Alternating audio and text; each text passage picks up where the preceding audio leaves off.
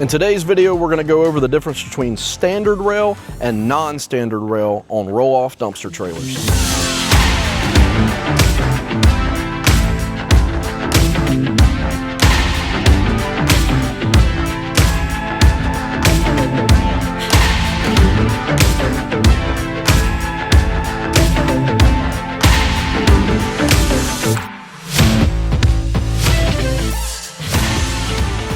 Hey, I'm Matt with Firehouse Haulers, and today we're going to talk about the difference between standard rail and non-standard rail dumpster roll-off trailers.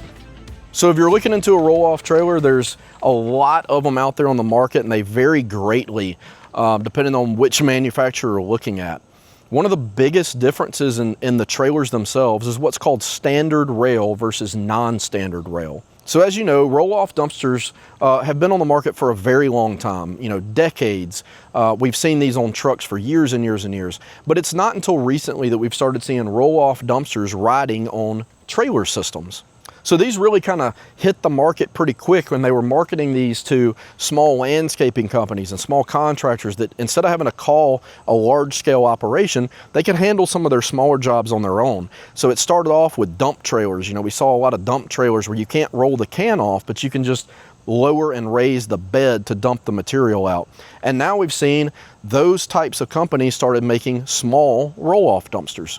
Now, the vast majority of those companies make their own dumpsters, and they make them a lot lighter with thinner materials and something called non-standard rail or proprietary rail. So what that means is the spacing on the rail is custom built for that manufacturer, which means that not all containers on the market are compatible with that system. So the same dumpsters that you see riding on the really big trucks like Waste Management, Republic, and people like that, they won't fit on a non-standard rail trailer system. So if you're wanting to scale a business correctly, if you don't start with a standard rail system, you're really limiting yourself because you're minimizing the vendors that you can go to purchase your containers. And most of those containers that are on non-standard rail are nowhere near as robust as your national standardized standard rail system. So let me give you an example. The containers that we're buying are very heavy built.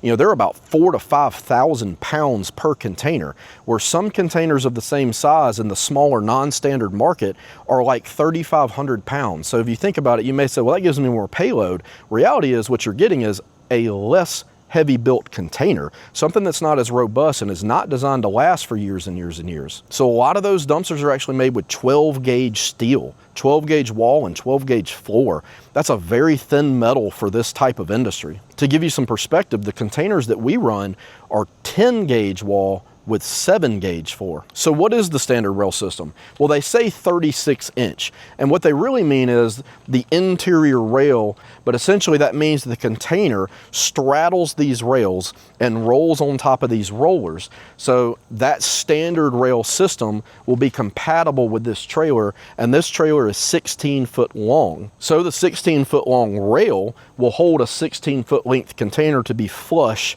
with the back of the trailer. What that means is as we scale, we can run a 14 foot rail truck with a 2 foot overhang. That's a big advantage in our opinion because that allows us to get a nice compact chassis for convenience of getting in smaller and tight spaces. But the reason you need the 16 foot rail on the trailer is the trailer's a lot lower to the ground than a truck. So when you go to tilt this to dump the trailer, if you had a 2 foot or 3 foot overhang on this trailer, you're potentially going to hit the ground with the container before the full dump angle reaches its full height.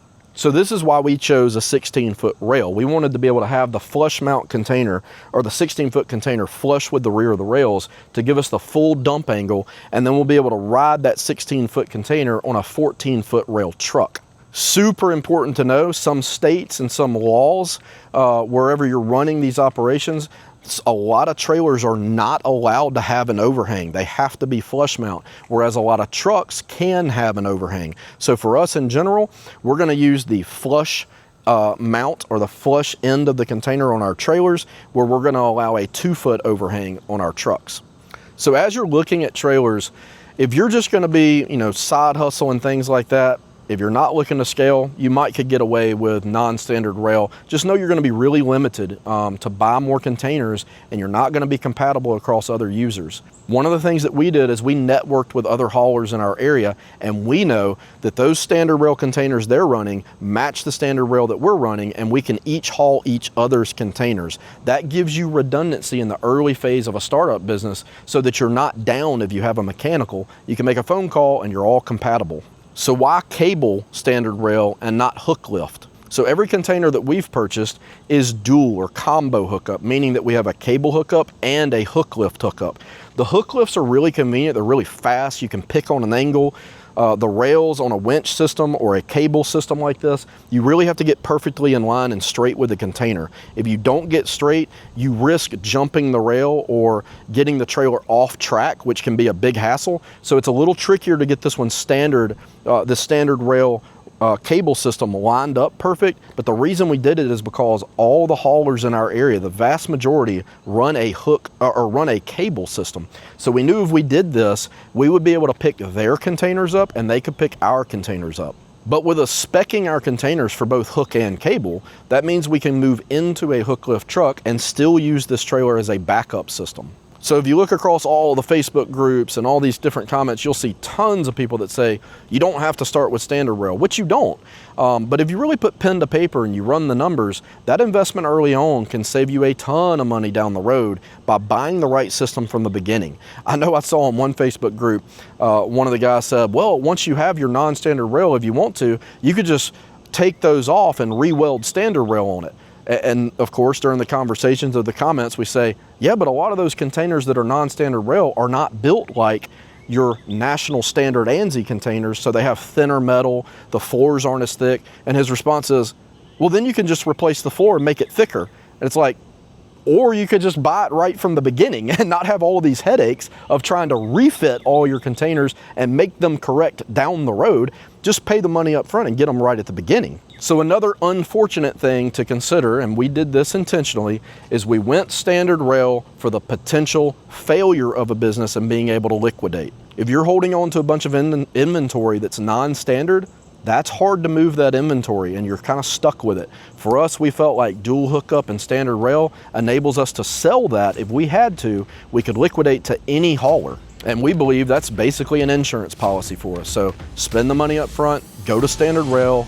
You're not going to be sorry you did it. So that wraps up our standard rail video. We have multi-part series on this trailer and a lot of other videos on our YouTube channel. Follow us along the way if you want to see.